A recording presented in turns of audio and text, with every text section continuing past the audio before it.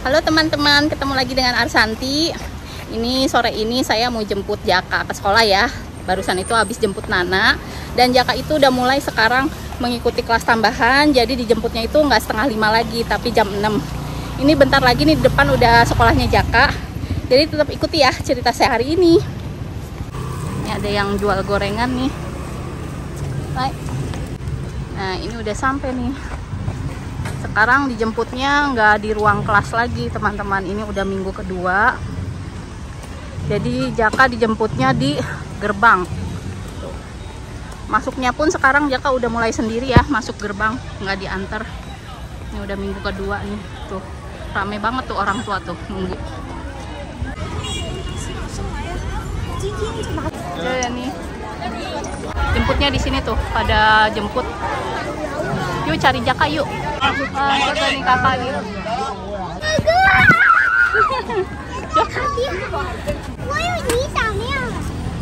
Oh, sekarang kita pulang ya. Yuk, walaki yo, jalinin.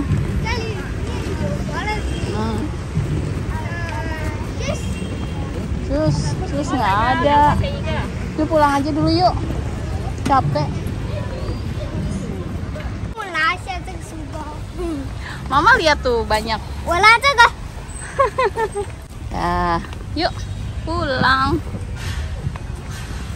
Tuh jalanan juga padat ya teman-teman nih. Perjalanan pulang. Lapar dia. Yuk jalan pulang. Sampai bentar lagi.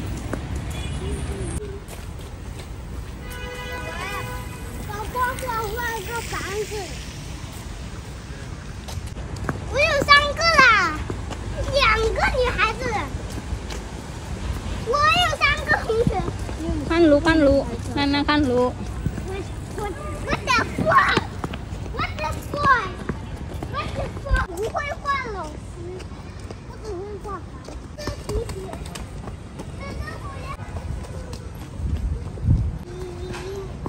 Sudah nyampe.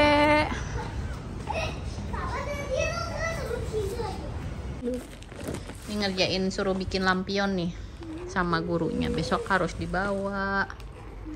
Ini lampionnya sih kita beli jadi ya di toko buku, cuma sama Jaka digambar, divariasi.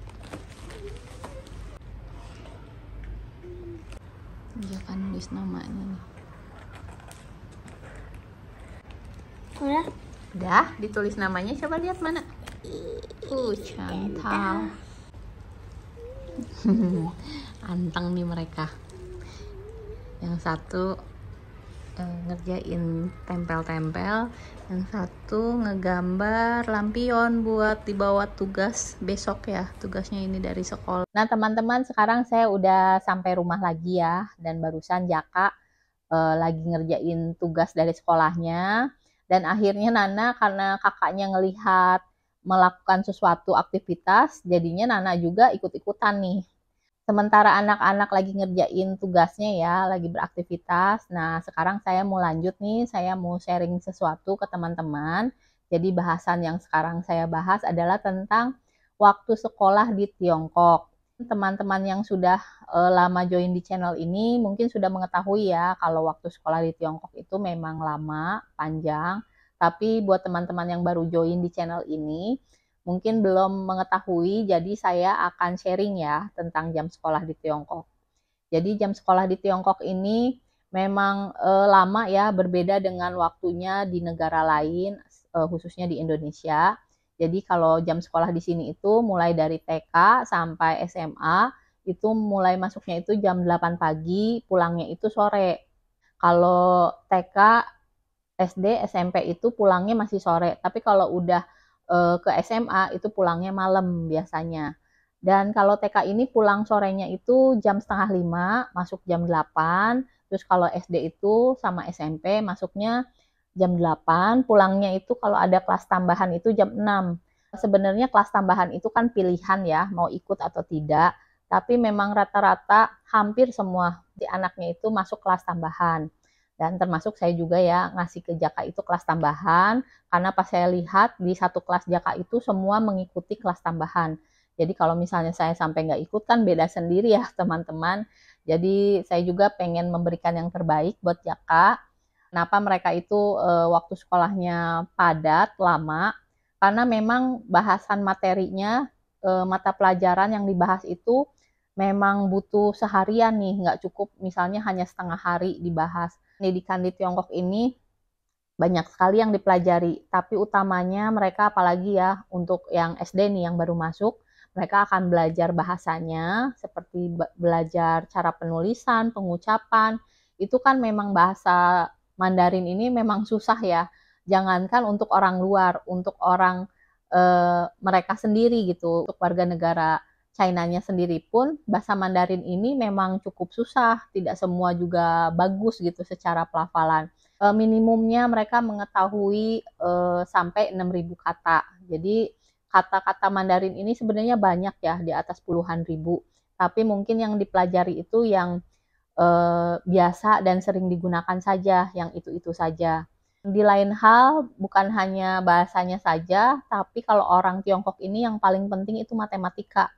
Jadi mereka itu semua ya warga negara Tiongkok, meskipun mereka mungkin sekolahnya itu tidak tinggi, tidak lulus sekolah tinggi, tapi kalau ditanya matematika pasti semua jago, bisa ngitung pakai jari gitu teman-teman. Apakah anak-anak sekolah di sini itu dengan jam sekolah yang lama mereka capek? Tentunya sih capek ada, tapi sepertinya mereka terbiasa saja karena sudah dibiasakan nih teman-teman. Jadi bukan hal yang baru lagi. Jadi dari TK pun sudah masuknya itu udah di level pagi sampai sore pulangnya. Dan mereka juga nggak masalah karena kan ada jam waktu istirahatnya. Jadi ada makan siang, terus ada tidur siang. Nah, budaya tidur siang ini wajib nih. Jadi dilakukan sudah makan siang selama 1 jam. Jadi memang tidur siang ini berlaku di semua level sekolah di Tiongkok. Dan bukan hanya berlaku di sistem sekolah ya, tapi juga kadang di perusahaan-perusahaan di Tiongkok pun menerapkan karyawannya seperti itu. Jadi karyawan-karyawan di Tiongkok nih kalau lagi jam istirahat, mereka itu makan kemudian tidur. Biasanya seperti itu nih teman-teman. Kan SD ya sama SMP sekolahnya itu kan masuk jam 8, pulangnya jam 6 sore. Nah, kalau yang SMA itu pulangnya lebih malam. Jadi mereka itu biasanya akan pulang di jam 7 malam. Itu yang mengikuti kelas tambahan. Tapi kalau tidak mengikuti kelas tambahan, pulangnya di jam 6 sore. Masuknya pun sama sih, seperti SD sama SMP, itu dia masuknya itu di jam 8 pagi. Tapi ada juga nih SMA yang sistemnya ada asrama di dalam, itu biasanya mereka akan ngasih ke muridnya untuk pulang jam 6 sore, kemudian jam 7 malam itu mereka akan kembali lagi dan untuk tidur di sekolah. Dan sebelum melakukan aktivitas tidur ya, tidur malam, kegiatan istirahat di sekolah, itu mereka dari jam 7 malam sampai jam 9 malam itu akan mereview belajar lagi nih.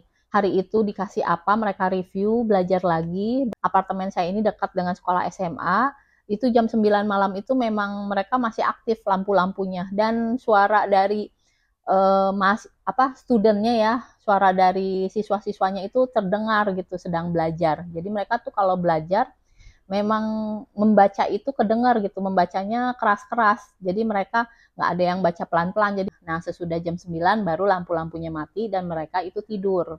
Dan mereka bangun tidur dan paginya itu ya langsung ke sekolah di situ.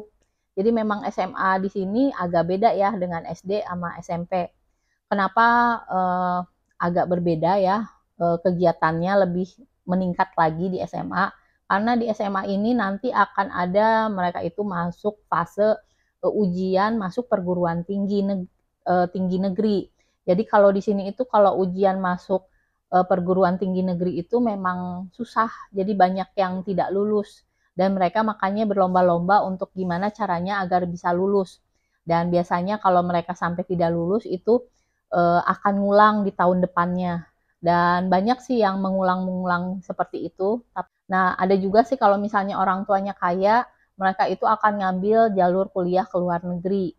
Tapi kalau sekarang ya, pandangan orang-orang sini ya, warga negara China, mereka itu lebih bangga kuliah di dalam negerinya dan merasa universitas mereka itu terbaik dibanding universitas di luar negeri. Kalau dulu mungkin di Tiongkok beberapa puluh tahun yang lalu masih memandang, oh kalau orang-orang yang kuliah di luar negeri itu wah keren atau gimana. Kalau sekarang pandangannya beda teman-teman ya. Jadi sekarang itu kalau orang-orang yang ke luar negeri itu agak dipandang sebelah mata, jadi kayak dipandang kurang pinter. Jadi dipandangnya tuh, oh tidak lulus ujian aja jadinya ke luar negeri. Jadi seperti itu ya.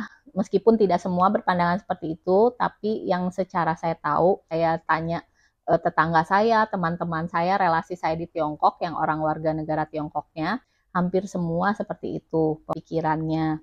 Dan itu aja teman-teman yang saya bisa bahas ya di vlog kali ini. Makasih yang sudah nyimak dan sampai jumpa lagi di vlog-vlog selanjutnya, bahasan-bahasan selanjutnya, dan dadah. Assalamualaikum. Oh, udah jadi nempel-nempelnya. Coba lihat, bagus.